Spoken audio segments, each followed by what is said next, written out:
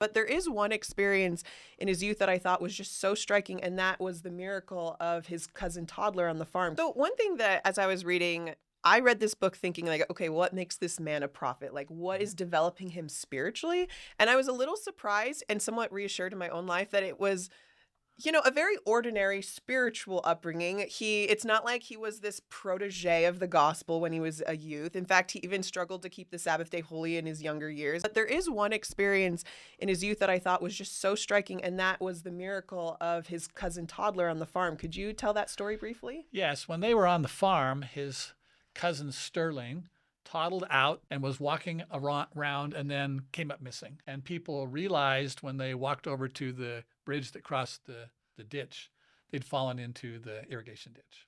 So they ran up and down the ditch looking for him, and ultimately they pulled out his body. And he watched his grandfather take this lifeless body and give it a priesthood blessing and command this child to live. And he watched the child begin breathing again.